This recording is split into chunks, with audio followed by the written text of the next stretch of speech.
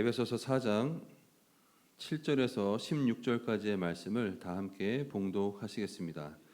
우리 각 사람에게 그리스도의 선물의 분량대로 은혜를 주셨나니 그러므로 이르기를 그가 위로 올라가실 때에 사로잡혔던 자들을 사로잡으시고 사람들에게 선물을 주셨다 하였도다. 올라가셨다 하셨은즉 땅 아래 낮은 곳으로 내리셨던 것이 아니면 무엇이냐. 내리셨던 그가 곧 모든 하늘 위에 오르신 자니 이는 만물을 충만하게 하려 하심이라.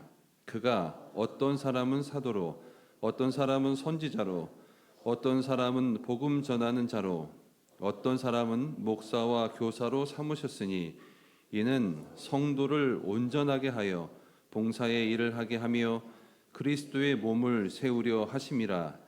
우리가 다 하나님의 아들을 믿는 것과 아는 일에 하나가 되어 온전한 사람을 이루어 그리스도의 장성한 분량이 충만한 데까지 이르리니 이는 우리가 이제부터 어린아이가 되지 아니하여 사람의 속임수와 간사한 유혹에 빠져 온갖 교훈의 풍조에 밀려 요동하지 않게 하려 함이라. 오직 사랑 안에서 참된 것을 하여 범사에 그에게까지 자랄지라. 그는 머리니 곧 그리스도라. 그에게서 온 몸이 각 마디를 통하여 도움을 받음으로 연결되고 결합되어 각 지체의 분량대로 역사하여 그 몸을 자라게 하며 사랑 안에서 스스로 세우느니라. 아멘. 감사합니다. 하나님이 당신을 사랑하십니다. 인사하시겠습니다. 저는 우리 그 예루살렘 찬양대가 찬양할 때마다 감동을 많이 받습니다. 찬양은 곡조가 있지만 또 가사가 있잖아요. 가사가. 종교개혁 할 때에 그 루터란 분이 찬송가를 지었는데 그 찬송가 곡조가 대부분 그 술집에서 부르는 노래들이 많았어요. 권주가라고 있잖아요. 술을 권하는 노래. 근데 거기에 복음을 실었죠. 복음을 싣고 거기에 말씀을 실었죠. 그때 그것이 찬양이 됐어요. 우리 찬양대의 찬양이 곡조도 그렇지만 그 가사가 참 우리에게 은혜가 되고 저에게는 개인적으로 그렇습니다. 자, 우리 찬양대 격려한 박수 한번 부르십시오. 예. 감사합니다. 자, 건강한 교회, 이성적인 교회 10번째 따라합니다. 그리스도의 몸을 세움. 이런 제목으로 말씀을 전합니다. 사도 바울이 예수 그리스도를 만나 새 사람이 되고 사도행전적인 사역을 마친 후에 그가 마지막에 그가 원했던 로마로 죄수의 몸으로 갔지만 로마에 가서 2년을 있으면서 남긴 서신이 에베소서입니다. 1차적으로는 에베소에 보냈지만은 에베소 교회가 문제가 있거나 어떤 특별히 그 교회에게 어떤 특정한 사항을 말하려고 하는 것이 아니라 그 교회의 선지를 보내면서 자신의 사역과 경험을 토대로 이 글을 읽는 모든 그리스도인들에게 주고자 하는 금과 옥조와 같은 말씀이 그 자기가 남기고자 하는 그 교훈이 바로 에베소서입니다. 사람이 하나님을 만나면 두 가지 반응이 나타나요. 두 가지 반응이. 첫째는요, 이 매혹의 반응이 있어요. 매혹의 반응. 하나님을 딱 보는 순간에 끌립니다. 아니 어떻게 이런 일이. 모세가 양을 치다가 떨기나무에 불이 붙는 걸 봤잖아요. 그 광야에서 떨기나무에 불이 붙는 거는 뭐 처음 있는 일은 아닙니다. 그런데 갑자기 그 떨기나무에 불이 붙었는데 타지 않는 거예요. 불이 붙었는데 타고 없어지지 않는 거예요. 아니 저게 뭐야? 아니 어떻게 저런 일이 있지? 라고 하면서 내가 돌이켜 가서 이 큰 광경을 보리라. 떨기나무 어찌하여 타지 않는고. 떨기나무에 불이 붙었는데 타지 않는 거예요. 끌려가죠. 매혹에 끌려가요. 첫 번째 반응이에요. 이사야가 하나님 성전에서 있다가 하나님의 영광을 보잖아요. 천사들이 가득 차서 거룩하다 거룩하다 거룩하다 만군의 여호와여, 놀라운 그 광경을 보면서 끌리고 매혹되죠. 사도 바울도 마찬가지인 거예요. 길을 가다가 빛을 만나고 예수 그리스도의 음성을 들었어요. 사울아 사울아 너 왜 나를 핍박하니? 누구십니까? 내가 핍박하는 예수라. 끌린 거예요. 눈이 멀지만은 그런 매혹에 끌려간 거예요. 그 손에 이끌려서 집가라는 거리에 그 사람의 집으로 끌려간 거예요. 그 첫 번째는 이 매혹의 단계, 끌리는 단계입니다. 그런데 두 번째 단계가 있어요. 모세가 그렇게 매혹에 끌려서 떨기나무를 갔어요. 근데 갑자기 뭐라 그래요? 모세야 신을 벗어라 그러는 거예요. 거룩한 곳이다. 신을 벗어라. 누구십니까? 나는 너희 조상의 하나님이다. 아브라함의 하나님, 이삭의 하나님, 야곱의 하나님이다. 그때 모세는 얼굴을 가려요. 두려움이죠. 경외함이에요. 매혹적이고 끌림에 시작해서 하나님께 만났지만 하나님을 보고 그 영광을 보는 순간에 얼굴을 가려요. 이사야도 그랬죠. 화로다 나여 망하게 되었다. 그 엄청난 광경을 보고 엄청난 신비를 보는 순간에 눈이 번쩍 띄었지만은 그 하나님을 만난 순간에 내가 얼마나 죄인인가, 하나님의 거룩 앞에서 내가 어떤 존재를 깨닫게 되니 화로다 나여 망하게 되었도다. 나는 죽을 죄인이라 라는 것을 깨닫게 되는 거예요. 사도 바울도 마찬가지예요. 그가 하나님을 만날 때는 매혹적이고 끌려서 만났는데 그 다음부터 하나님을 경외하게 됩니다. 그리고 그는 그 하나님의 경외함에 붙들려서 어느 하나님의 사람도 갔던 그 길, 다시 말하면 자원병이든 차출병이든 그 길을 하나님과 동행하는 거예요. 그렇게 그는 1차 전도여행, 2차 전도여행, 3차 전도여행, 그리고 아나니아를 만나고 또 바나바를 만나고 사도들을 만나고 수많은 핍박과 매맞음과 헐벗음과 추위와 고난과 배반과 그거를 당하고 마침내 로마에 이르러서 비록 죄수의 몸이지만 에베소를 기억합니다. 그래서 하나님을 얘기하고 신령한 은혜를 말하면서 구원을 말하고 하나님을 말한 다음에 그 다음에 뭐냐면은 드디어 우리가 어떻게 행동해야 될 것이냐, 하나님의 신비를 경험하고 하나님을 경외하게 된 우리가 어떤 삶을 살아야 될까라는 것을 행동 강령을 6개를 말하는 게 에베소 4장 이하에 우리가 어제 본 겁니다. 지난주에 첫 번째가 중요하잖아요. 첫 단추가 따라합시다. 하나가 되어 행동합시다. 사랑도 중요하고 믿음도 중요하고 성령도 중요하지만 사도 바울이 제일 자기가 경험한 것 중에 마지막 첫 번째 그 first 스텝을 이야기한다면은 하나가 되어 섬기자. 그래서 하나가 되어. 여러분, 저와 여러분이 이 세상에 그리스도인으로 살아가고 예수 믿는 사람으로 살아갈 때 이 설득력, 내가 예수님의 사람이다, 내가 하나님의 사람이다, 내가 교회라는 것의 최고의 설득력이 뭐다? 하나가 되는 것이다 라고 사도 바울은 결론을 졌어요. 아무리 큰일을 하고 아무리 성공을 해도 하나 되지 못하면 실패다. 가정에서 아무리 많은 것을 이루고 아무리 많은 것이 있어도 그 가정이 하나 되지 못하면 그 가정은 실패한 거다. 마찬가지죠. 그러나 비록 부족하고 실패한 것 같고 그리고 그렇게 남들이 봤을 때 고운 모양도 없고 흠모하는 것도 없지만은 하나가 됐을 때 그것은 성공이 된다. 저나 여러분들이 세상에 나가서 많은 사람들을 만나잖아요. 전도를 하기도 하고 교회 다니는 사람을 얘기할 때 예수 안 믿는 사람, 세상 사람들이 우리를 비난하는 여러 말이 있어요. 심지어 욕을 하는 여러 가지가 있는데 그 첫 번째가 왜 싸우냐 이거야. 왜 싸우냐 도대체. 예수 믿는 사람 왜 이렇게 싸우냐, 왜 헐뜯냐, 왜 분열하냐, 이게 비난거리예요. 교회 안에서 교회끼리 싸우고 다투고 할 말이 없죠. 우리는 할 말이 없어요. 왜? 사실이거든요. 저나 여러분은 여러 가지 이유로 말미암아 하나 되지 못한 아픔이 우리 가운데 있습니다. 특별히 우리 민족은 어찌하든 간에 우리 민족은 하나 되지 못한, 이 같은 민족인데 하나 되지 못한 이 아픔이 있어요. 우리가 부분에 있어서 성공할 수 있습니다. 어떤 집이나 어떤 지위나 어떤 걸 이룰 수 있어요. 그러나 이 아무리 부분적으로 성공한다 할지라도 사랑이 없으면, 하나됨이 없으면 그 인생은 실패할 수밖에 없는 거예요. 교회도 마찬가지예요. 어느 교회가 가장 훌륭하냐?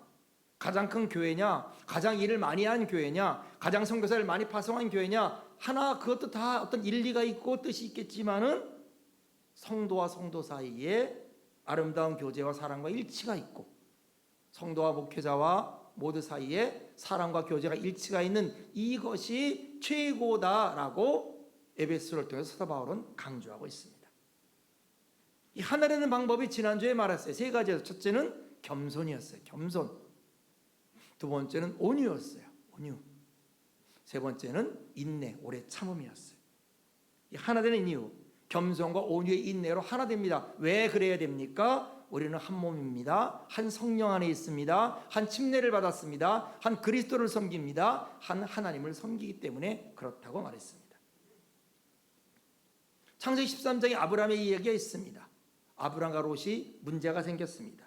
그때 아브라함이 롯에게 말합니다. 우리가 한 골육이 아니냐. 한 골육이 아니고 한 우리가 친족이 아니냐. 너나 나나 내 목자나 내 목자나 다투게 하지 말자. 네가 좌하라. 그럼 내가 우하리라. 네가 우해라. 내가 좌하리라. 신앙이 뭘까 생각합니다. 신앙이 뭘까? 저도 생각하고 여러분도 생각합니다. 사도 바울도 얘기했을 겁니다. 그는 이렇게 말해서 신앙은 계량하는 게 아니다. 궤선이 아니다. 신앙은 일종의 장례다 그랬어요. 신앙생활은 일종의 장례 절차다. 이게 사도 바울의 결론이에요. 하나님 예수님과 함께 죽고 예수님과 함께 다시 사는 것이다. 하나님과의 만남은 거룩함의 만남이고 신비의 만남이지만은 그 하나님의 그 거룩함과 신비와 그리고 하나님의 그 경외함을 봤을 때 그것은 나를 바꿔지는 게 아니라 내가 죽는 것이 된다. 내 과거가 죽는 것이다. 내 성질이 죽는 것이다. 내 잘못된 인품이 죽는 것이다. 내가 없어져야 되는 것, 이것이 참 신앙인 것을 성경은 말하고 있습니다. 오늘 말씀이 그거예요. 하나가 되어 섬기는 것. 이 하나가 되기 위해서 우리가 필요한 것은 뭐냐면 우리가 죽고 그분이 사는 거죠. 그리스도 안에서 하나 되는 것.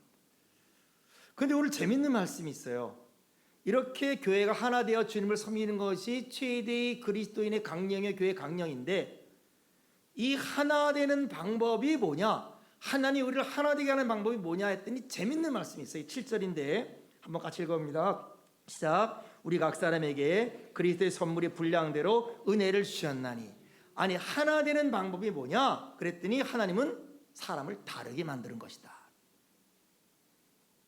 하나 되게 하는 게요, 사람을 다르게 만드는 것이었어요. 하나님은 똑같은 사람을 두 번 만든 적이 없어요. 쌍둥이라도 다릅니다. 그러니까 하나됨의 전제는 뭐냐? 서로 다르다는 거예요. 오늘날 우리 한국 사회도 그렇고 사회가 그럽니다. 다르면 그냥 적이에요. 옷이 다르다, 색깔이 다르다, 빨갛다 그러면 적인 거예요. 파란색 입어야 되는 거예요. 똑같은 옷을 입고 똑같이 돼야 하나다. 아닙니다. 하나는 그런 게 아니에요. 획일이 아닙니다. 유니포미티가 아니에요. 유니티는 그런 말이 아니에요. 획일과 통일은 달라요. 하나 되면 다른 거예요. 다름에서 있는 거예요. 독특해요. 누구나 다릅니다. 도레미파솔라시가 다른 의미예요. 다른 의미인데 모이면 화음이 되고 오케스트라가 되는 거예요. 도가 레다는 게 아니에요. 레가 미 되는 거 아니에요. 성부가 성자 되는 거 아니에요. 성자가 성부 되는 거 아니에요. 성부가 계시고 성자가 계시고 성령이 계세요. 그러나 하나입니다. 이게 신비인 거예요. 이것이 하나됨이에요. 각 사람을 독특하게 지었어요. 다르게 지었어요. 은사를 주셨어요. 필요한 은혜를 주셨어요. 이것이 저와 여러분이 첫째로 공부해야 될 주제입니다. 그러므로 뭐예요? 비교하지 말라는 거예요.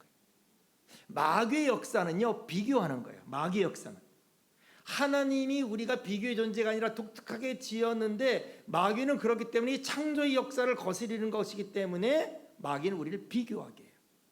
비교하면 어떻게 됩니까? 잘 낳고 못 낳고 크고 작고 좋고 나쁘고 나오는 거예요. 선악이 나옵니다. 잘난 사람은 우월의식을 가집니다. 못난 사람은 열등의식을 가지게 돼요. 우월의식을 가진 사람은 교만하게 됩니다. 열등의식을 가진 사람은 절망하게 됩니다. 비참하게 됩니다. 질투하게 돼요. 미워하게 돼요. 이 마귀가 인간을 공격하는 방법이 그거였어요. 우리 각 사람에게 그리스도의 선물의 분량대로 은혜를 주셨다. 기가 막힌 말입니다. 다름에서 통일이 시작되는 거예요. 다름에서 하나가 되는 거예요. 너와 내가 똑같은 성격을 갖는 게 아닙니다. 똑같은 옷을 입는 게 아닙니다. 체질과 은사가 다르다고 경멸하거나 비판하지 않는 것에서 출발합니다. 남의 것을 부러워하거나 시기하는 것이 아닙니다. 감사하고 영광을 돌리고, 그러니까 이 다른 것이 조화를 이루는 게 하나가 되는 거예요. 이 다른 것이 연합되는 것이 하나가 되는 거예요. 비판을 내서 획일나가고 동일화하려는 것은 오히려 마귀의 장난이요 창조의 역사를 거스리는 것이라는 것을 오늘 성경은 분명히 우리에게 말하고 있어요. 그러므로 뭐예요? 겸손이 필요하고 온유가 필요하고 인내가 필요한 거예요. 가장 인상적인 교회는 뭐예요? 그러니까 예수 그리스도가 주인이 되면서 각 다른 사람들이 받은 지체대 은혜대로 서로 용납하고 사랑의 띠를 띠면서 교회를 이루는 것, 하나님의 일을 이루는 것이 진정한 교회입니다. 그런 측면에서 교회는 세 가지의 측면에서 이해돼요. 세 가지 측면. 교회를 제대로 이해하고 신앙을 제대로 이해해야 되는데 우리가 교회잖아요. 교회는 세 가지 측면이다. 첫째는 뭐다? 하나님을 위해 존재하는 존재다. 하나님과의 관계에 있어 교회는 하나님을 예배하고 하나님을 위해 존재하는 교회다. 그러므로 교회는 첫째가 예배하는 공동체입니다. 이거는 우리가 자신 있어요.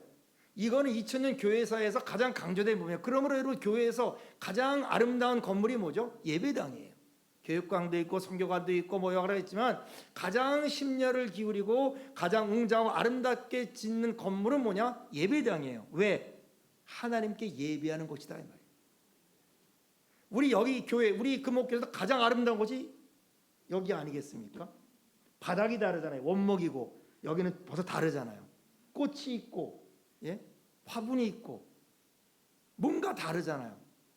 어디서나 교회에서 가장 강대상을 아름답게 하는 이유는 뭐냐면은 교회라고 하는 것은 하나님과의 관계에서 예배하는 곳이기 때문이다 라는 첫 번째 신학이에요.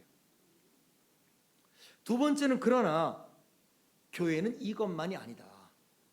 왜? 이웃과의 관계가 있어요. 그러므로 두 번째 교회는 이웃과의 관계에서 볼 때 세상을 위한 존재다. 세상을 위한 존재다. 하나님께 예배드리는 장소일 뿐 아니라 세상을 위해 존재하는 곳이다. 이것을 최근에 많이 강조하죠. 우리 처음에 종교개혁 당시만 해도 이걸 별로 강조 안 했어요. 그러나 성경을 연구하고 또 연구할수록 교회는 세상을 위해 존재하는 곳이다. 하나님께 예배드릴 뿐 아니라 세상을 위해 빛과 소금의 역할을 다해야 되는 것이다. 그래서 선교와 구제, 심지어는 사회 참여까지도 주장을 합니다. 이럴 때 어떤 일이 생기느냐? 교회 예배당이 그렇게 중요한 것이 아니라는 그런 신학이 생깁니다.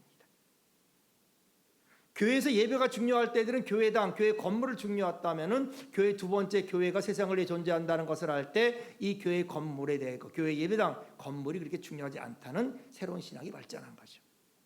그래서 심하면 건물 없는 교회, 또 더 심하면 교회 없는 교회, 뭐 이런 극단까지도 나오지만 그것이 참된 건 아닙니다. 이것이 그러나 균형을 맞춰야 돼요. 이 교회입니다. 세상을 위해 존재합니다. 그 또 하나가 있어요. 하나님을 위한 공동체요, 세상을 위한 공동체의 동시에 또 하나 교회의 면이 있는데 뭐냐면은 우리 자신을 위해 존재한다. 교인들이 모여서 교육하고 훈련받고 만남을 갖는데 의미가 있습니다. 그러니까 여러분 교회는 세 가지의 기능이 조화가 돼야 돼요. 예배를 드리는 장소로서의 교회, 구제하고 선교하는 곳으로서의 교회, 같이 모여서 아픔을 나누고 교육하고 훈련받고 그리고 같이 교제하는 곳으로 교회.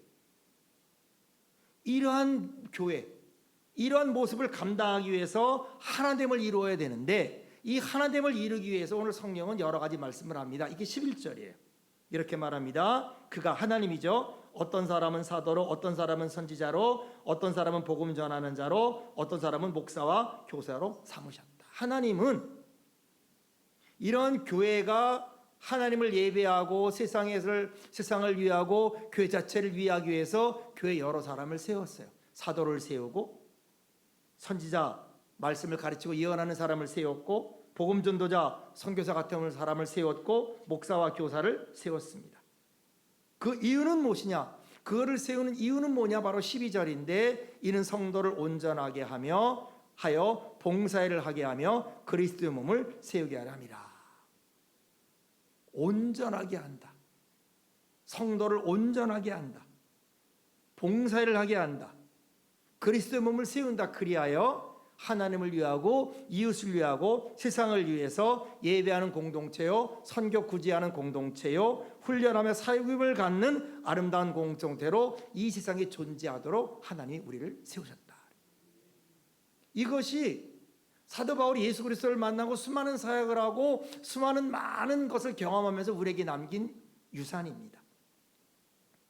8절부터 10절까지 이렇게 말합니다. 그러므로 이르기를 그가 위로 올라가셨을 때 사로잡혔던 자를 사로잡으시고 사람들에게 선물을 주셨다 하였도다. 올라가셨다 하였은즉 땅 아래 낮은 곳으로 내려섰던 것이 아니면 무엇이냐? 내리셨던 그가 곧 모든 하늘에 오르신 자니 이는 만물을 충만케 하려 하심이라. 이 땅에 오셔서 십자가에서 죽으시고 부활하고 승천하셨죠. 가시면서 사로잡혔던 자, 마귀에게 사로잡혔던 자, 마귀의 밥이었던 자, 죄에 사로잡혔던 자를 하나님이 잡으셨어요. 마귀의 종된 자들을 하나님이 붙잡아서 사로잡아서 말씀과 성령과 예수 그리스도에게를 통해서 새로운 사람이 되게 하고 그리고 우리를 구원했다 그런 말이에요. 그 목적은 뭐냐? 우리만이 아니라 따라합시다. 만유를 충만케 하기 위함이다. 엄청난 말이에요. 저나 여러분의 구원은 우리만을 구원이 아니에요. 여러분 착각하면 안 돼요. 왜 교회가 점점 가면 힘을 잃고 점점 가면 그렇게 될까? 자기만을 위하는 거예요. 나만 구원받고 나만 잘 살고 나만 행복하고 우리 가정, 우리 딸, 우리 아들, 우리 교회. 그러니까 어떻게 돼요? 다투는 거예요. 싸우는 거예요. 그래서 하나님이 못하는 거예요. 하나님의 구원은 우리만의 구원이 아닙니다.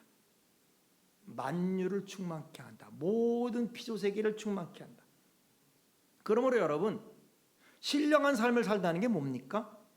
영적인 삶을 산다는 게 뭡니까? 첫째는 하나님과 가까워지고 하나님과 동행하는 거지만 두 번째는 뭐냐면은 원수된 것들, 사람과의 관계, 이웃 관계가 해서 원수가 맡았던 관계들을 화합하고 내가 피나게 되어서 그 그리스도의 풍성함을 우리가 누리게 되는 그분을 따라하고 그분을 본받는 것이 바로 신앙생활이다 이 말이에요. 그래서 저나 여러분이 온전함의 훈련을 받아요. 온전함. 교회는 훈련센터예요, 여러분. 구원을 받았습니까? 하나님을 알았습니까? 이제 우리는 신비에서 벗어나서 끌림에서 벗어나서 하나님을 두렵고 경외함으로 따라가는 거예요. 두렵고 경외함으로 훈련받고 변화돼서 이 세상에서 그 물질과 과학과 우상과 철학과 휴머니즘이 있는 이 잡다한 세상에서 흔들리지 않고 말씀에 굳게 서서 하나님의 나라와 의를 이루는 한 사람, 이 무리를 만드는 것이 교회입니다. 그러므로 여러분, 교회 왔다 갔다 하지 마세요. 잘못하면요, 여러분의 예배가 여러분 자기 위로가 될 수 있어요. 내가 교회 갔다 왔다, 내가 예배 드렸다, 이게 내 썩어진 양심을 위로하는 것만이 돼서는 안 되는 거예요. 나 교회 갔다 왔다니까 문제 없겠지, 하나님이 축복해 주겠지, 사건 사고가 안 일어나겠지. 여러분, 이건 자기 위로예요. 이건 말씀을 따라가는 게 아닙니다. 여러분. 그렇게 교회를 왔다 갔다 하면서 교회가 내 위로의 대상이 될 때 어떤 일이 벌어지느냐? 편하고 싶은 거예요. 설교도 내가 원하는 말씀 듣고 싶어요. 귀찮은 얘기하지 말고 귀찮은 말씀하지 말라는 거예요. 내가 세상 살아가는데 헷갈리게 하지 말라는 겁니다. 성공한다고 말해달라, 잘 된다고 말해달라, 위로해달라, 괜찮다고 말해달라, 적당히 해달라는 거예요. 그럼 어떤 일이 벌어지냐? 책임이 없어져요. 목회자가 성도에 대한 책임이 없어져요. 말씀이 그 사람에게, 듣는 사람에게 책임이 없어져요. 그러나 교회는 그런 곳이 아니다. 제 말이 아니에요. 교회는 그런 것이 아니다. 교회는 온전하게 만드는 것이다. 온전하게 되는 것이다. 그러므로 힘들어도 훈련받고 힘들어도 자제하고 절제해서 온전하고 분명한 그리스도인이 되어서 악과 싸우고 세상과 싸우고 마귀와 싸우고 내 정력과 싸워서 하나님의 나라를 이룰 수 있도록 끝까지 매진하고 훈련하는 것이 교회다. 그래서 뭐예요? 성도가 온전하게 됐습니까? 봉사일을 해라. 섬기라 그런 말이에요. 한마디로 섬기라. 우리는 섬김을 받으러 온 게 아닙니다. 섬기러 왔어요. 예수님이 그랬잖아요. 나는 섬김을 받으러 온 게 아니라 섬기러 왔다. 교회 나올 때 우리가 물론 하나님으로부터 은혜를 받기를 원하죠. 그러나 은혜 받은 사람은 이제는 섬길 수 있어야 돼요. 계속 받기만 하려고 그러면 안 되는 거예요. 영적으로 자꾸 다른 사람을 섬기고 책임지고.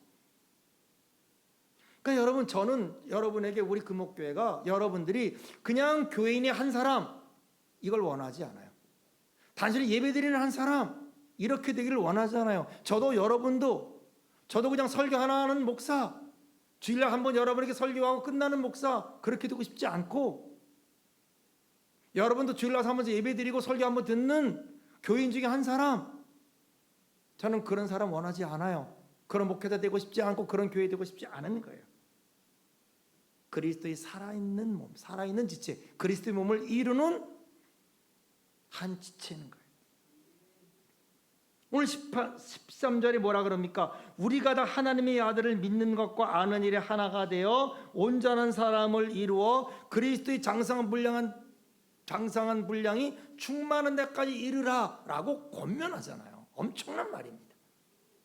믿는 것과 아는 것이 하나가 된다. 여러분, 어떤 사람이 가장 멋있느냐? 소신 있는 사람이에요. 믿는 대로 행동하는 사람, 그렇죠? 믿는 것과 아는 것이 하나가 된 사람, 엄청난 사람이죠. 하나님의 아들을 믿는 것과 하나님의 아들을 아는 것이 하나가 되면은 온전한 사람이 된다는 거예요. 그러나 우리의 불행이 뭡니까? 많은 것 중에 하나는 뭐냐 하면은 예수를 오래 믿었어도 아직 어린아이와 같은 신앙을 갖고 있다. 이것을, 이런 사람이 많다는 것을 저나 여러분은 고백하지 않을 수 없어요. 교회 오래 다녔어요. 스스로 못해요. 수동적이에요. 혼자 신앙생활하지 못합니다. 방황하는 거예요. 그러나 성경은 아닙니다. 온전한 사람이 되어라. 그래서 예수 그리스도의 장성한 분량이 충만한 데까지 이르라. 엄청난 목표를 우리에게 주신 거예요. 입을 넓게 여시길 축원합니다. 입을 넓게 열라 내가 채우리라고 했어요. 그러므로 14절에 뭐라 그럽니까? 이는 우리가 이제부터 어린아이가 되지 아니하며 사람의 속임수와 간사한 유혹에 빠져 온갖 교훈의 풍조에 밀려 요동하지 않게 하려 함이라. 신앙은 어린아이 신앙을 탈피하는 거예요. 여러분, 우리가 자녀 키워봤잖아요. 어린아이 특징 나밖에 몰라. 엄마 아빠 피곤하고 그렇게 어려운데 안아달라는 거예요. 업어달라는 거예요. 안아주지 않고 업어주지 않으면 울어요. 엄마 아빠 피곤하고 정말 그러는데 아이는 그거 몰라요. 관심도 없어요. 아파도 업어달라는 거예요. 아파도 날 안아달라는 거예요. 자기 중심적인 신앙이죠. 나만 해달라는 거예요. 또 유혹에 약합니다. 속임수에 약하고 간사한 유혹에 빠집니다. 그래서 얼마나 많은 풍조를 따르는지. 제가 미국에 있을 때 어떤 분이 그래, 목사님 오늘 제가 좋은 설교 들었어요. 누군데요? 그랬더니 어떤 승려가 한 설교를 들었대. 승려가 너무 좋은 말이라고. 주여 이걸 어찌하오리까. 목사님 좀 들어보세요. 얼마나 좋은 말인지 몰라요. 이걸 어찌하오리까. 좋다 그러면은 불교든 유교든 힌두교든 명상이든 철학이든 뭐 좋다는 거 다 왔다 갔다 흔들흔들 되는 거예요. 어린아이입니다. 15절 말 읽습니다. 시작. 오직 사랑 안에서 참된 것을 하여 범사에 누구에게까지? 그에게까지 잘할지라. 그는 머리니 그리스도시라. 여러분, 신앙은 나를 그냥 단순히 바꾸는 게 아니에요. 아까도 말했죠. 계량이 아닙니다. 계량의 과정, 개선의 과정이 아니라 뭐다? 장래다 이 말이에요. 신앙생활은 장래 절차예요. 나의 잘못된 것을 죽이는 거죠. 바로 잡는 게 신앙의 과정이에요. 침례를 받잖아요. 물속에 들어가잖아요. 나를 장례시키는 거죠. 장사시키는 거죠. 예수 믿기 전에 나의 모습을 완전히 물속에 잠그는 거죠. 그러면 죽은 거예요. 근데 일어났어. 주님이 일으킨 거예요. 우리는 죽은 자야. 그냥 물속에 그냥 있을 존재, 물속에서 그냥 죽었을 그런 존재예요. 계속 있어야 될 그런 사람이었어. 하나님이 우리를 일으켰다. 우리 그랬잖아요. 그리스도와 함께 나를 일으켰다. 이게 그 말이에요. 나를 살리시고 나를 일으키고 하나님과 함께 자리에 앉게 했다. 이 에베소에 나오잖아요. 루터가 이런 말을 했습니다. 루터가 침례 때 그 사람만 집어넣지 말고 그 사람 지갑도 집어넣어라 그랬어요. 여러분. 그 사람만 집어넣지 말고 지갑도 집어넣어라. 지갑의 주권도 맡게 된다는 거예요. 지갑의 주권도. 여러분 요한계시록 가면요, 맨 마지막에 시험은 두 가지예요. 셀프, 납니다. 나. 두 번째는 만몬, 재물이에요. 경제입니다. 마지막에 우상에 절하고 육육 표시하게 되고 마지막에 하는 게 짐승의 모양으로 나타나서 땅에서 오고 바다에서 날고 그래서 수많은 기적을 베푸고 억압하고 이러면서 마지막 때 정말 핍박을 해서 예수 믿는 사람이 삶과 죽음의 길로 이르고 마지막 선택을 할 때 우리에게 두 가지가 시험이에요. 첫째는 셀프, 내 자신이에요. 나라는 존재.